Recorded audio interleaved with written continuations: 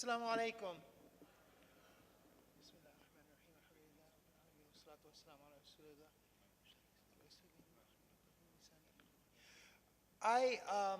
This is my second time coming over here to speak. And last time I had spoken about inheritance, and inheritance is what I do on, great, now it works better. Inheritance is what I do on a day-to-day basis. And among the things that I do when I do things like estate planning is I do create trusts, including charitable trusts.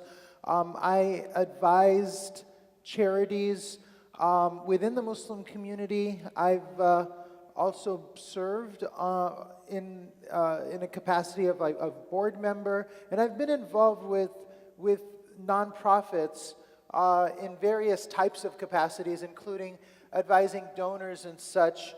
But the reason this topic is coming up, or I guess one of the major reasons, is that I started to look at American Muslim nonprofits a little bit more critically over time. There was a program, and I'm from Orange County, California, the Los Angeles area, and there was a program that was coming up within the Muslim community a few years ago called Countering Violent Extremism. And there was a lot of opposition to it, but there were these Muslim nonprofits that were very interested in it because there was a lot of money in this particular program. And I'm going to talk a little bit about that going further, but the thing that happened with Countering Violent Extremism is that it got discredited, at least it did within my own community. A lot of organizations that would have gone for it didn't go for it. But it showed a lot of what was wrong with Muslim institutions and the Muslim community in general. One of the things that I then looked at in some of the other work that I was doing was zakat. And zakat was also looking to be a major problem. And then when we looked at it even further, the whole thing with countering violent extremism was a really, really small cog in what is increasingly becoming a giant corruption machine. And this is going to sound pretty harsh to a lot of people, and it is not intended to dissuade you from supporting good organizations, or it does not take away from the good work that a lot of people are doing. However, there are some structural problems that exist both within the way Muslim institutions work and the way we support them that are based on a lot of history and a lot of naivete on the part of many of us within the Muslim community. So that's one of the things that I'm going to be, that's basically the topic of the conversation today. Now, a nonprofit organization, in a sense, is a misnomer. Nonprofit organizations actually do take in profits. They can take quite a bit of profits, and they can make many people very, very wealthy. This has actually been pretty well known for a long time. When I talk about corruption and what corruption is, I mean specifically any abuse of power or any abuse of authority. When people think of corruption, a lot of the times we're thinking in terms of just taking bribes or something just really, really basic and simple, like a governor of Illinois type of a thing, or something that you can just see instantaneously, that this is just corruption that's almost cartoon-like. It's something that you can just see in the movies, cash being handed out. That's not necessarily what I mean. At least that's not what I mean in every instance. In some cases that does happen, but it's a little bit more than that. Now let's talk about 501c3s and nonprofit organizations. One important thing to understand about nonprofit organizations is that they can be created for a wide range of purposes. For our purposes, it's religious. We create nonprofit organizations for religious purposes, of course, educational, scientific. If you want to create something for amateur sports, or you want to not have as much cruelty to animals. Another important thing here is lessening the burdens of government. Lessening the burdens of government. Now, within the Muslim community of the United States, Islamic institutions function in ways that governments have historically been asked to function. And so, nonprofit organizations are a public trust for us. We rely on nonprofit organizations to provide us with a place to pray. We rely on them for things like civil rights advocacy, for representation, a lot of the times for health care, a lot of the times for education. There are many of these functions that exist. Zakat, of course, is historically a governmental function. It has been privatized here in the United States, and that has some very serious implications. But that you're allowed to do that. And the religious organizations in general in the United States have a very interesting history. How many of you have heard of something called the prosperity gospel? Well, that has an incredibly lengthy history here in the United States. And look, this is an example of somebody who wanted a fourth private plane. God told him he needs a fourth private plane, right? And he actually is fundraising for a private luxury item for himself and telling people that I want this and I'm going to fundraise millions and millions of dollars so that I can have a private jet.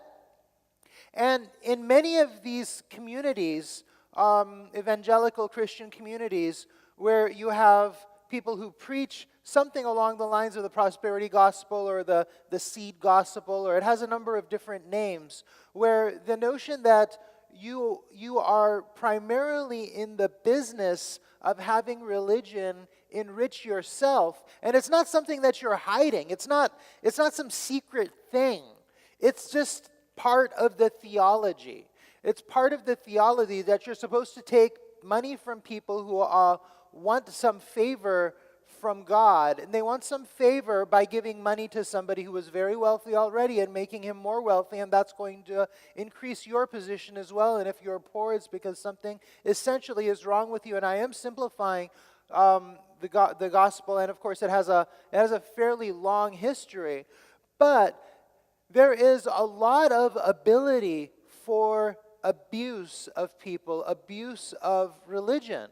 And if any of you have heard of American Islam or the notion of American Islam, well, there's this analog to it. There's American Christianity, and this type of Christianity where you have people who become exorbitantly wealthy, and that's theologically part of how things work, is something that's very American. You do have the ability for nonprofits, religious nonprofits, especially ones that are surrounded by a particular individual, where there's a kind of a cult of personality, where there's this one preacher, or there's one person who basically controls everything, and it's their own private fiefdom. They have all of this wealth. They have these immense tax benefits from this wealth, and they can actually even pass it on to their family members, and that's actually happened in many instances. So you have a great amount of wealth. Other religions have also taken this on as well. How many of you are familiar with this guy? This is Rajneesh. Came over, had a massive empire himself for a little while. Sometimes abuses do happen. Another thing with religious organizations is this is a Form 990. Form 990 is something that you file as a nonprofit organization, and you're supposed to disclose a number of things with nonprofit organizations. This is not something that if you're a church, if you're a religious institution that has something that's a church or equivalent, and a number of places don't even have something where they have a religious building or anything like that, or something that would be called a church, they still don't have to file a 990. They often don't have to disclose anything to anyone.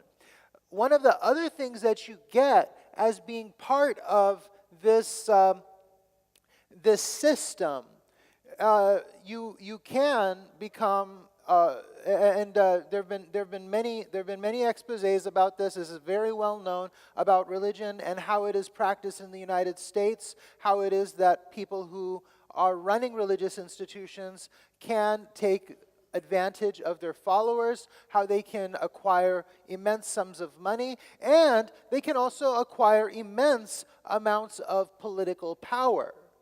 And so you have a system now where you have a lot of money, you have a lot of power, you have a lot of influence over large numbers of people, and you have a system, you have a number of perverse incentives that allow for this system to perpetuate itself. And then you have all of this political power. Religious affiliation has been going down in the United States, and in large part because many people in the United States, and there might be a lot of reasons for this, but one very obvious reason for many is that religion is often viewed with cynicism. Religion is often the purview or the domain of the corrupt and the con man. That's where religion resides because of these perverse incentives that exist with the government. The government provides all of these incentives, be it Scientology, which is a giant business, or a lot of these mega churches, or other institutions, and they don't necessarily have to be Christian. It's just that we have so many more Christians in the United States than we have anybody else. It shows up there much more quickly. And then we realize that that doesn't just stop there. It goes on to other religions as well. Well, you might be thinking that, well, that applies to those other religions. It doesn't really apply to the Muslim community because we're better than that. We follow the footsteps of the prophets and the Sahaba, and we have the Sunnah, and we have these rules, and we all, we're better people than that. We don't follow these types of things. Well, unfortunately, there is, and many of you are aware of this, there's a long history of corruption within the Muslim community, including among religious leaders and scholars. And that is unfortunately a painful fact. And this has happened all around the world, and it has happened for hundreds of years. In recent history, we've seen this guy. This is Ali Juma. Many of you might know this name. He actually blessed essentially the murder of hundreds of people, men, women, and children in a square, as well as all sorts of other oppression. He has likely read more hadith and knows more about the deen than many of us here. Yet, that's what he did. This is the country of Yemen. The country of Yemen is being pummeled.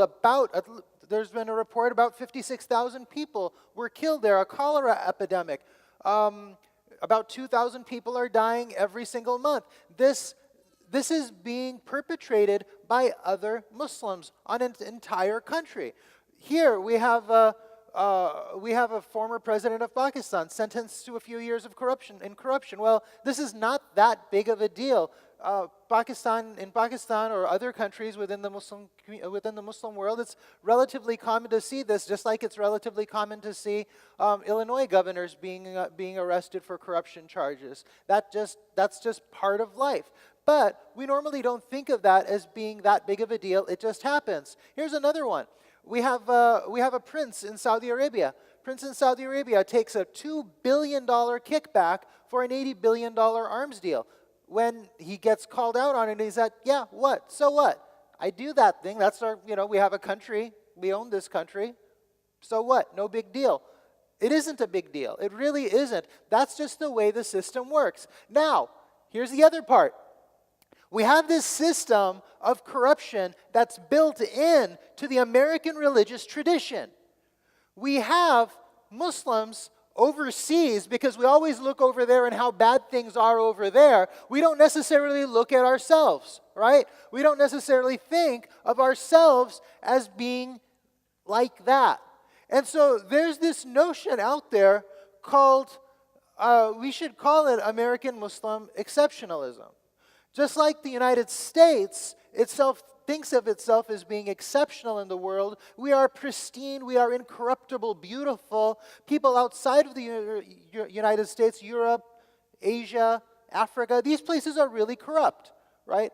But the United States, we're just different. And we're just a lot less corrupt. And we've actually, this has been written about before. The notion that we are just better than Muslims in other countries. We are cleaner. We have better processes. We don't have really bad habits like they have in Muslim countries where they all eat together off the same plate, or they engage in polygamy or things like that. Bad things that happen in those other places, whatever that is, as opposed to here where we have all of these wonderful rules, and we have we're so progressive and so wonderful. It's painful, but it's true in many ways. I mean, we're different in some ways, but we are no better or no worse than Muslims anywhere else in the world. And the notion that we have in the United States, and this notion has been promoted even by many Muslim leaders, that somehow a Muslim in the United States is better morally, spiritually, or in other way than a Muslim that lives in Pakistan or Nigeria or India or the Philippines or anywhere else is not only abhorrent and ridiculous, it is also really damaging to us, because we're not able to look at ourselves and see what problems it is that we have, because we're just completely blind to our own concerns. And we have many of them. And so one of the things that we need to be able to do is recognize that a nonprofit in the Muslim community is very, very similar to a government in the Muslim community, in that it does many of the same things, and should, if we are doing things right, be held accountable to the community in the same type of way that we would want to expect. And we are just not doing that. We're just not doing that. Now, one of the principles that we should definitely involve in all of our processes is this. This is shura. The Quran is وَالَّذِينَ اسْتَجَابُوا لِرَبِّهِمْ وَأَقَامُوا الصَّلَاةَ وَأَمْرُهُمْ شُورَى بَيْنَهُمْ وَمِمَّا رَزَقْنَاهُمْ يُنْفِقُونَ. And those who have responded to their Lord and established prayer, and whose affair is determined by consultation among themselves, and what we have provided and spend from what we have provided from them. There's this story of Abu Bakr Siddiq radiallahu anh, and he was a khalifa. He was a khalifa at this time, and he was seen by Umar radiallahu anh and Abu Ubaidah. He was walking, carrying garments on his shoulder, and he was going to the marketplace to trade. And Umar radiallahu anh asked him what he's doing. I mean, he's Amir al-Mu'mineen. What is he doing carrying garments on his shoulder? And, hold on just a moment, there we go. And he was like, gosh, I need to feed my family. I need to feed my family, and so I'm going to be trading. And he actually, there's this process where Umar radiallahu anh, where Umar and Abu Ubaidah, they say that, well, he needs to be paid a salary. He needs to be paid a salary out of the treasury. And it's just not enough. It was, I believe it was half a sheep and 250 dirhams. And he had to actually go and trade again, and they were able to negotiate a salary that was acceptable to him. And they both agree. I mean, they all agreed through a process of shura. And what's more is after this happened, he went to the masjid. He went to the masjid and he told everybody within the community that this is what we agreed. This is my salary. This is what I'm going to be paid to be Amir al-Mu'mineen. Is that acceptable to all of you? And they said, yes, of course. And so one of the important things about this is that he was Amir al-Mu'mineen. He did not himself have the power to determine what his own salary was going to be. He couldn't just take money because he felt like it. He had a public trust. And he had a process of shura. And it might seem like, oh yeah, that's what we have. We have boards and we have these things like that. And it doesn't exactly work that way as a practical matter within much of the Muslim community.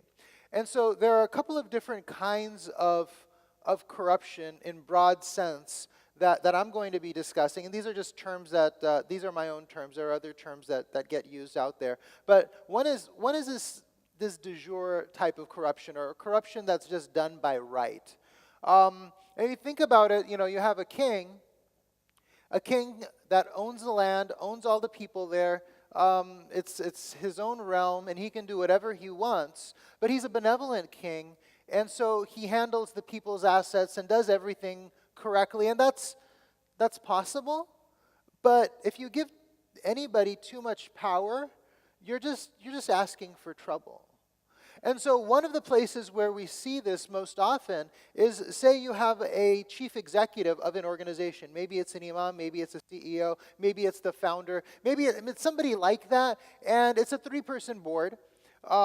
Typically, that's what you're going to see. It's a 3-person board, and the person who runs this organization, is basically the head of the board, and nobody ever really seems to challenge this person in any way. And the board, one really big sign of this is the board never really changes. It's just the same people. It's often hit or miss that they ever really meet or have any serious meetings about anything. And under those circumstances, you're going to see immense amounts of problems. And this form of ownership, if you will, or this form of governance, to be more accurate, is remarkably common within the Muslim community. And when it's that common, you're going to find that they can do all kinds of things without really anybody knowing, or what's even worse, is anybody really caring. Because one of the things about corruption, and one of the things about the corrupt in general, is that they don't live in isolation. They live within a community, and that community supports them. That community supports them often very passionately.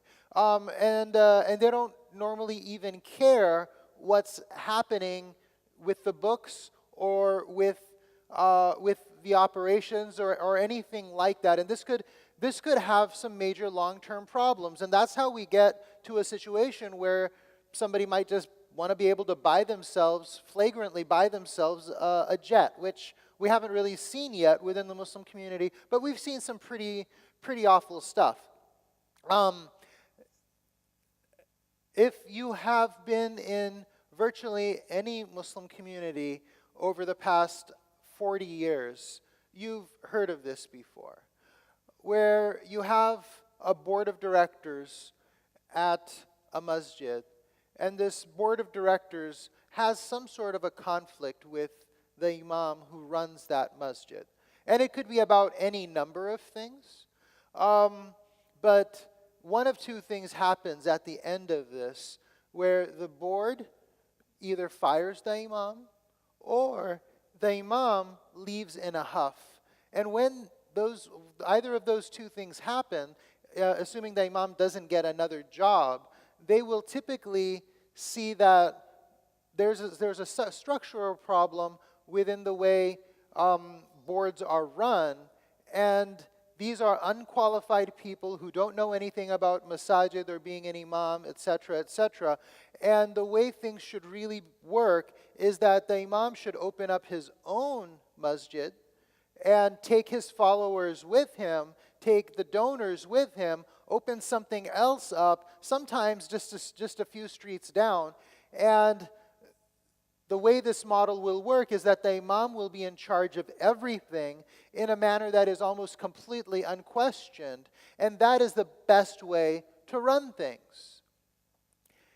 And it's actually almost adorable in many instances where this happens, where the imam actually does this, and they kind of think that they're the first person to have had this particular insight.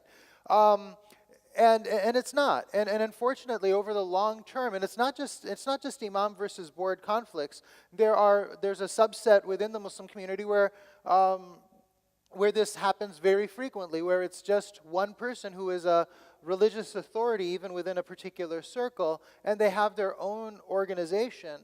And there are just people that follow this person everywhere, and they believe that this person is amazing, this person is a wali or is mukhlis, or whatever term it is that they want to utilize for this person. And this individual is not subject to any accountability at all. And unfortunately, that results in major hardship and problems for people. And anybody who, of course, wants to call something out or have some sort of a problem with the way things are going, either financially or with respect to personal conduct or professional conduct, that person will be run out very effectively.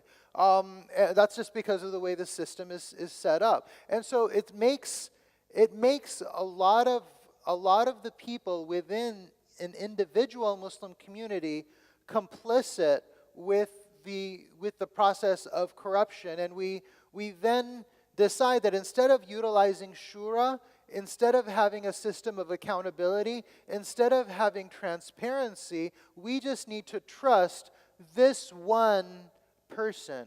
We need to trust this person, and whoever he is. And I'm not casting aspersions against anybody who has an organization, because almost everybody, or probably everybody in this room, knows somebody personally who runs an organization like this. And when I say that it's de jure corruption, I don't necessarily mean that there is actual live corruption happening in a traditional sense. What I mean is that there is a right to corruption. That if there is no corruption, it is almost a miracle.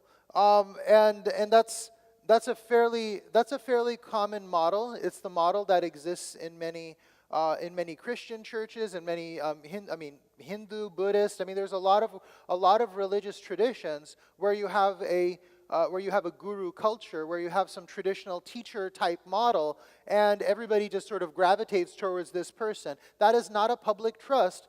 That becomes closer and closer to a cult. And we need to be able to avoid organizations or supporting of organizations that start to look like that. And it doesn't start with the people that do it. I mean, if somebody wants to start an organization like this and they know that they can just run things and people will just give them money, a lot of people, that's just a very, very difficult thing to turn away. But that's part of our culture. Now, the other kind is going to be de facto corruption, which is just that, in fact, this is just a corrupt practice. I was involved with a case. This was many years ago. It was an arbitration that I was involved with, and the person who was running the board they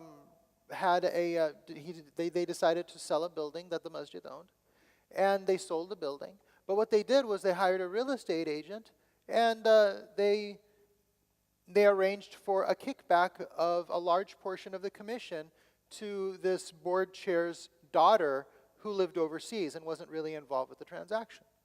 And this eventually came out. This is one of these places where there was an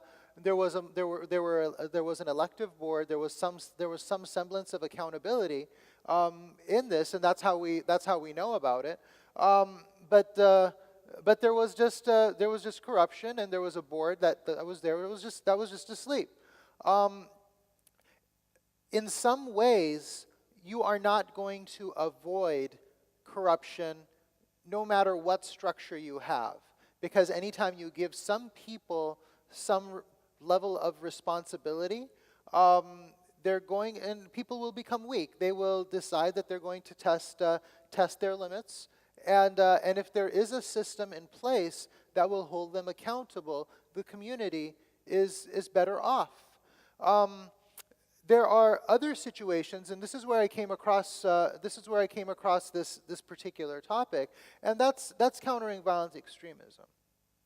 Now, countering violent extremism is this notion that there is latent criminality within the Muslim community, and that unless we make our agenda, our complete agenda, making the Muslim community less latently criminal, because we all have to be in fear of our children slitting our throats at night because Twitter exists. And it was utterly irrational, and it was utterly crazy, and yet a lot of organizations within the Muslim community fell for it. Not just fell for it, but they started to promote it. And there were two things that were going on here. There was promotion of internalized Islamophobia, hijacking the priorities of the community for government dollars. And the other thing that they did was that they would promote the notion that Muslims are a threat to Americans for the purpose of getting this gravy train going to them. And so we had a situation in our community, well, it was kind of connected to our community, where there was an organization that that started to promote CVE, and one of the main people within that organization, after this White House summit on CVE, went and took a fairly good government job, doing the exact same thing. And I had pointed it out in one of the earlier articles that I had written, just pointed out the fact that if this happened in the other way, that if an individual worked at the Environmental Protection Agency in Washington and pushed the interests of Dow Chemical to pollute in a lake or something, and then quickly afterwards got a job at Dow Chemical, that person would be guilty of a federal crime. That is corruption. But if we do it within the Muslim community, there really isn't any problem. And so one of the things that happened with CVE is that eventually, at least within our community, this didn't happen necessarily everywhere. It didn't necessarily happen anywhere, but nonprofits in general moved against CVE because it was made to be more of a toxic issue. It's something that people just avoided because there was a sense of accountability within some or at least some major Muslim organizations. CVE still exists. As far as we know, the Muslim organizations that are involved with it were not that impressive, and they weren't organizations that we necessarily needed to worry about as much as if some major Muslim organizations started to get involved with it. But what it did was it opened the door to other types of issues that we found out about. When I say we, I say as a community over time. And so CVE was remarkably outrageous in that scientifically, it wasn't any better than, say, soothsaying. This was CVE. It was basically telling the future and finding out who's going to be a terrorist in the future. Now, I wrote this article in Muslim Matters about 3 years ago. I did it with Shaikh Usman Omarji in Southern California, and it was about zakat. And the problem with zakat, which is and has been a pillar of our faith. It's one of the 5 pillars. It is a fard obligation that we all have, and it is an obligation that comes with rules. And one of the observations that we found with zakat is that zakat is increasingly, in the United States, becoming a system for transferring wealth from the naive to the already affluent. It's really just, it's really an outrageous system for many nonprofits and how they handle zakat. Now, many of you might be familiar that the people who are entitled are going to be the poor. There's going to be the needy, zakat administrators, those whose hearts are to be reconciled, freeing people of bondage, freeing people of debt. And then there's this other category called fi sabilillah. And fi sabilillah meant something specific, but then it kind of became a wastebasket term for just about anything under the sun that can be fi sabilillah. One of the most obvious things that you can find among Muslim nonprofits, and many of these Muslim nonprofits do not even hide it, that virtually anything, in fact, not virtually anything, anything that they do, and that could include an awards gala for celebrities in Hollywood, for example, all paid by zakat funds. And it's not even something that you uncover. They'll just tell you that on their website. This is what we're doing. And people will go along with it, right? We have essentially what becomes a theft of those people who have a right to zakat. Because we are essentially importing the concept of prosperity gospel to zakat by denying people of their rights to zakat. And so things like having a panel session on politics in the Middle East might be zakat eligible. One of the things I found, and because I saw these different, there are differences of opinion among shuyukh. Unfortunately, a lot of shuyukh out there are incredibly imprecise with their language about zakat and make it sound like anything and everything can be zakat eligible. And when you interrogate that, or when you ask these people, especially people who are cited on websites or elsewhere, well, wait a minute. Let's back up here and find out, can you get a sheikh from England, say, a very well-known scholar, fly him first class from overseas, put him up in a suite, pay him a giant honorarium, and this sheikh is already very, very well off. And you do all of this with zakat funds. Is that okay? Is that okay? And nobody that I am aware of will say that that's okay. At least that's what happened when I wrote the article. And then later on, I found out that, you know what, that's actually not true. It's actually not true. There are organizations that will do almost exactly that or exactly that. And the way they do it is that they will utilize fiqh. And unfortunately, and I'm going to get to this as to when we have to create some standards, fiqh is important, but it also has, because if you leave it to shuyukh, or if you leave it to individual shuyukh for their own, or their scholars for their own organizations, it could mean anything they want it to mean. And so we would have actual organizations that would do this process where they're going to get like a major speaker, they're going to fly him first class, they're going to pay a big honorarium, and they'll do it with zakat funds, but this guy wouldn't know, this sheikh wouldn't necessarily know that that's what's happening. What is happening is that they will fund this entire junket, and they will then have tickets be purchased for students of knowledge. And so they're going to have students of knowledge, and they're going to give away tickets to this speaker, to the students of knowledge. But if the ticket costs $89 for these students of knowledge, it's not going to be $89. It'll be $300, $400, $500, whatever it takes to make the math work.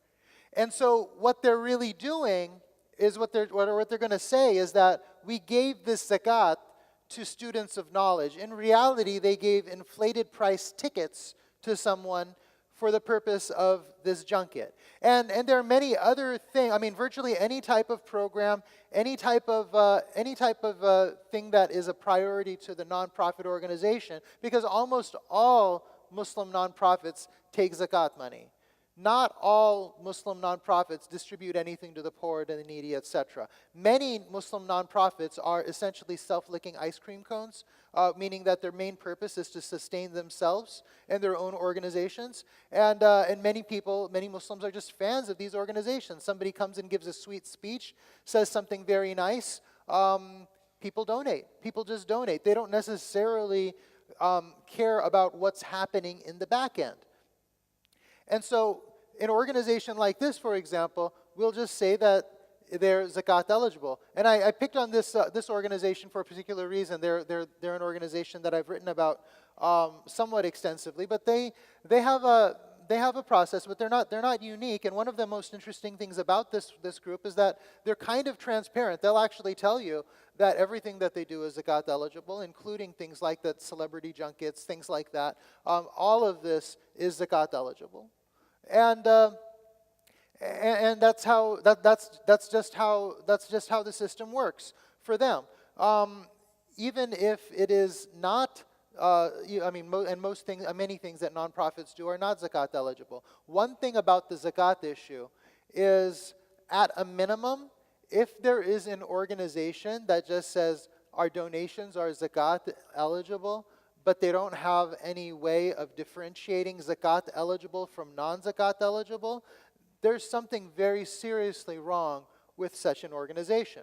Now, even organizations that are well known and that are respectable can sometimes utilize zakat as a slush fund for other purposes within that nonprofit.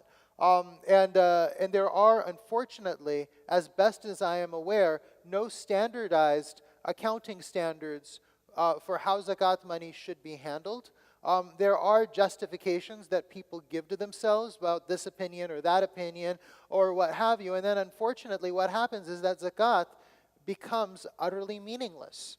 And one thing that I am concerned about, and one of the main things that's driving a discussion like this, at least from my perspective, is that over the course of many generations, or even very few generations, people are going to think of Islam, and particularly a sacred act of worship like zakat, as being nothing more than a joke. It's going to be looked upon more cynically, and it is already among nonprofits looked upon as being quite cynical. Now, I am going to say that there are many nonprofits that take zakat and their jobs as custodians of zakat very seriously. From what I can tell, there are definitely legitimate organizations. And when I talk about what Muslims are like, so, we have Muslims in Nigeria, we have Muslims in Pakistan, we have Muslims in Saudi Arabia, we have Muslims all over the world, and we have this American Muslim exceptionalism, but American Muslims are no better or no worse than Muslims in Pakistan or Nigeria or Saudi Arabia or anywhere else in the world. And so you're going to have good Muslims who really care deeply about these issues, and at least in their own private work, in their own nonprofits, they're going to take everything seriously. However, we have this overall system and this overall culture that doesn't really care that much. Another thing is, even those good organizations that do things well and that are conscientious about how they handle zakat are actually being complicit when they themselves do not create or work to create standards for everybody else within the sector. Because if the entire sector is corroded with really bad actors throughout it, and nobody really says anything, and there isn't really any way of holding anybody accountable for anything, then that is actually really bad for Islam in the United States.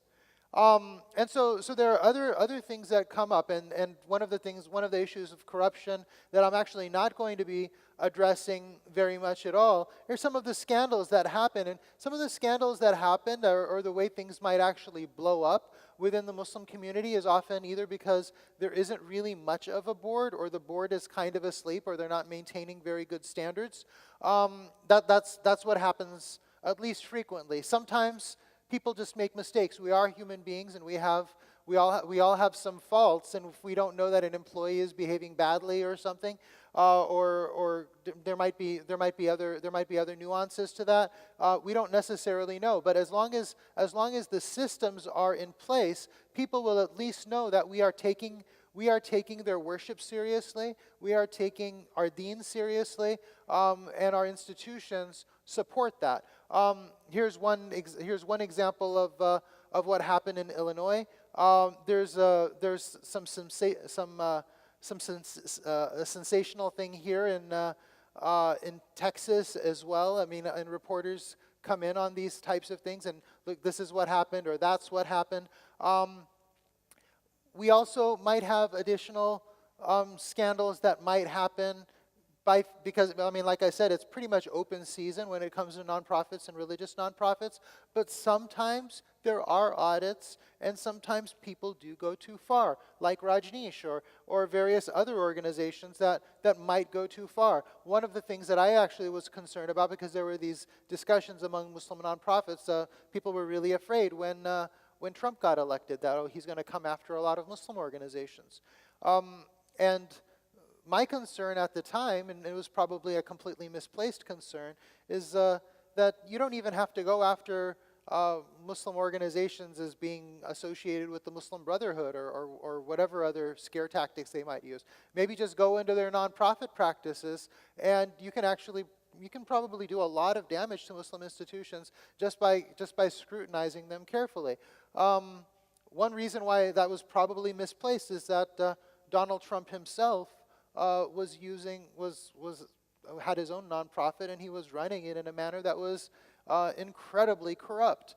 And I do hope that at the very least, at some point, either with states that monitor nonprofits, and I should actually say that in many states, like in California, for example, the California Attorney General has jurisdiction over nonprofits, but when it comes to religious nonprofits, they tend to have an almost completely hands-off policy. That's written. They just try to avoid religious nonprofits because there's this issue of separation of church and state, and if they don't want to get involved with religious nonprofits. Unfortunately, this is, like I said before, if you want to be a con man, if you want to take advantage of people and take advantage of their faith and take advantage of their devotion and become rich off of it, if you want to be corrupt and have a lot of political power, religion is probably the best way to go. It's just been that way in the United States for quite some time. So standards of accountability. There should be standards for Muslim nonprofits that go above and beyond nonprofit best practices in the United States. And we do need our own standards, and I don't necessarily, I won't be able to tell you exactly what they are. I think that should be a process of shura, and that should be a process of reflection within our community, and prophetic guidance. We need to be able to run our organizations better than the way we have been running them so far. Another really easy thing that we need to do is to crack down on what I refer to as refer to as de jure corruption. De jure corruption meaning corruption by right, where you have any instance where a chief executive or the equivalent of a chief executive of a nonprofit organization also being on the board of that organization, meaning being a fiduciary for that organization. Now, there is an inherent conflict between the person who is running the organization and the person who is the overseer of the organization. They shouldn't be the same role. Now, you can do that. You can create an organization like that where they are essentially the same, but that's a problematic type of a situation that you should always seek to avoid. So it should be considered a poor practice, and organizations that do that should really not should not be given the same level of respectability as organizations that keep things separate, that are more accountable, that keep their books and keep all of their processes and everything open for everyone. That's really the best way to handle it. Having secrecy, having more authoritarian ways of running organizations is going to be damaging to our entire community in the long run. We need to adopt enforceable codes of conduct for people held in positions of trust in the Muslim community. And because of the way our community is set up right now and how relatively small it is, this is actually not that hard to do, in my opinion. And I wrote an article in Muslim Matters about this. One way of doing it is that you have a lot of people who give speeches at conferences, at camps. You have a lot of khatibs out there. You have a lot of people who may be running boards of directors at various organizations. And they could all sign codes of conduct. They can all sign contracts stating what codes of conduct they will actually abide by. And they will have some sort of disciplinary process that's built in by contract. Right now, for example, we have a situation in the United States where, say in California, if you want to sell marijuana, you need to have a code of conduct. You need to have rules of ethics. You want to sell boats. You want to be a gun dealer. Any of these things, you have rules of professional conduct.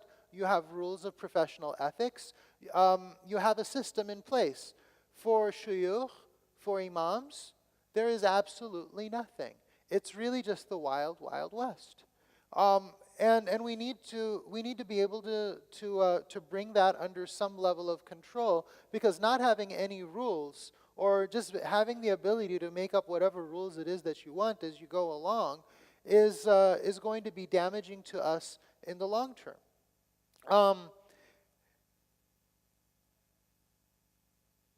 And this process will also lessen de facto corruption. That will also, I mean, it's not going to go away, but it's going to definitely lessen if we have more rules, and it's going to show everybody within the community, young and old, that we are taking everything that we do as Muslims and the institutions that we run and the money that we give to these organizations much more seriously. Well, I started early and I'm ending a little bit early, but Jazakallah khair, and I hope this conference, this talk, and this conference, the many other sessions that you're going to be attending, are going to be beneficial. Jazakallah khair. I don't know. I think last time I was here, there were some questions. I don't know if there's a capability of doing that now, but if there are any, I could take them. Yes, sister.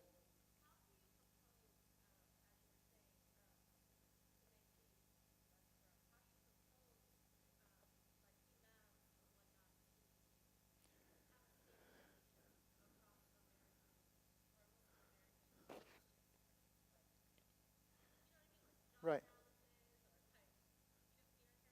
Yeah. So how do I propose that imams and such, how they create these codes of conduct? And one of the things that you mentioned was like a job analysis. Now there's been a lot written by many people about what imams do and how that profession works, and that's not my profession. I am a lawyer, and of course we have our own codes of conduct, and we have a system where, you know, there's this minimal, there are these rules that we have, and we have this. It's basically a tribe, and we have these people, these tribal elders that decide if we're in or if we're out. Right? We have state bar court. We have these people that will accuse lawyers of misconduct, and it happens all the time, where attorneys are accused of misconduct. And the idea behind that is that you want to be able to protect the public from bad lawyers. That's the basic idea. And the idea of protecting the Muslim community from bad imams, bad shuyukh, doesn't really exist. That there is just absolutely no system for that at all. And I think any profession will want to regulate itself first and foremost, unless and if they don't, then there's going to be outsiders who will take an interest in them and try to regulate them for them, which of course they will resent. And so I think the best place to start is with people in the imam professions themselves. For one of the problems is that who's in, who's out. Who's what they call in American Muslim vernacular is a scholar or something. Like, what is that? What's a sheikh? What are these terms? And who's qualified to be one? And who's just a hustler? Who's just somebody who's a smooth talking guy who then gets a nice job as an imam? Who are these people? First of all, there's no baseline for any of this stuff, and among the shuyukh, there needs to be some way of doing it. Now, in the absence, and I know that there are organizations, and they pointedly have not created any such thing, so nothing like that has happened. Now, with respect to the job descriptions, that's obviously a contractual thing. So, say for example, you're a doctor, you're a lawyer, what have you, whatever profession it is that you have. You're going to have different jobs within that. So, you might do different things, but there has to be some sort of a minimum baseline of what constitutes professional conduct, and we just don't have that.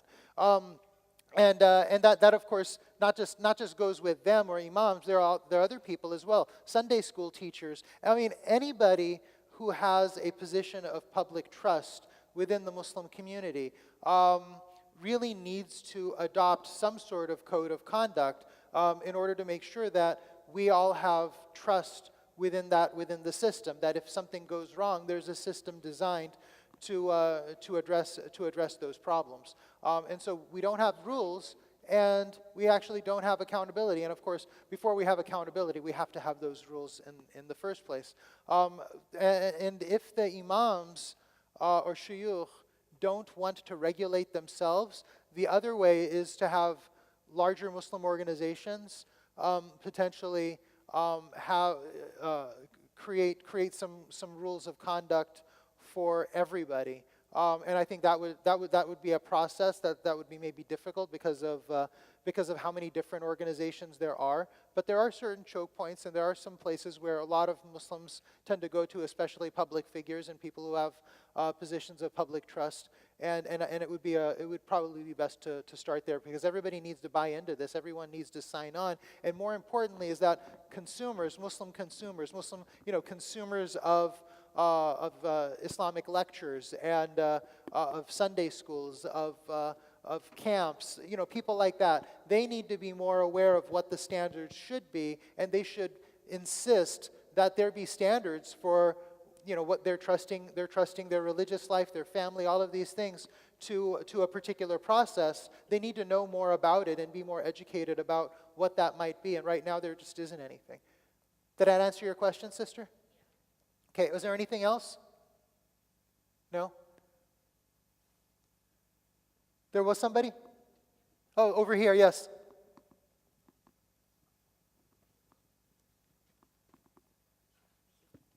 Assalamu alaikum. Alaikum assalam. How then can you tell which non-profits are truly genuine and those ones that are using the funds they get to run inflated administrative work, for example? Because there's a lot of non-profits out there. There's Islamic Relief, there's Helping Hands. I want to believe a lot of them are truly genuine and they're actually using the money for what they're meant for. But how can one really tell? How can one filter this, the good ones out? Does that like her? Okay, so what are the truly good nonprofits out there? There are, first of all, they're all run by human beings, and they all are subject to making mistakes here or there. I think that there are. First of all, there are a lot of Muslims within the Muslim community. A lot of the tenor of what I was saying was kind of negative, because I think overall the sector is pretty horrible. However, there are a lot of people within the Muslim community that have a sense of ihsan. They want to do the right thing. They are working to improve themselves. So, for example, when I was on the board of ISNA, Like a lot of other nonprofits, there's a lot of problems there, but there were a lot of people there that have a lot of ihsan. They have a lot of care for the Muslim community, and they take their job as fiduciaries of the Muslim community very seriously. There is this sense that there are a lot of really good people in this country that have good intentions, and they're actually giving you money. They're giving your organization money as a sense of worship because they think this is a good thing for the deen, for Islam, for themselves, and they take that very, very seriously. And some people just don't, and they might be frustrated that they're not taking it seriously. Having said that, I think you need to look at the annual reports. You need to make sure that there's a board of directors that of course that has some turnover, that there's governance where there's some separation between the people who are running the organization, the chief executive of the organization, and the board itself. And the board itself needs to be independent of the CEO. And there's a tension that always naturally exists between the board and the employees. That is natural, that's normal, and that's actually the way it's supposed to work. And if that tension exists, the board is supposed to function as fiduciaries. They're supposed to look after the money and to make sure that there isn't any bad activities going on. I would say that organizations that, say for example, you're giving zakat. Organizations that are dedicated to giving to the poor and needy, they actually just give to the poor directly, and they actually make sure to take care of the poor. And there are definitely Muslims that care a lot about poverty, not in the United States and all over the world.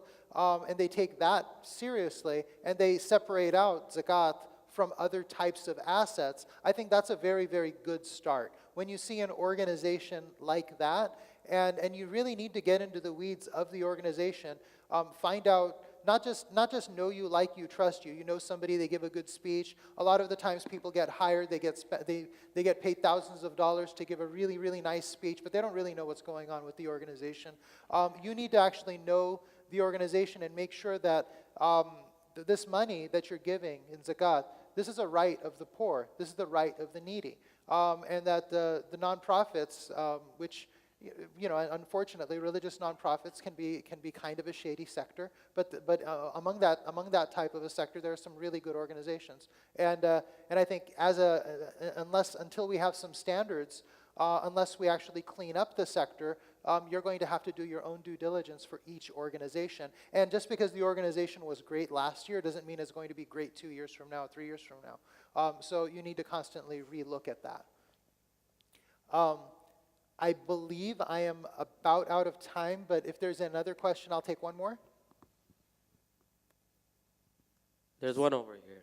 There's one over where? On your left, on your right. Oh, on my right? Okay, yes.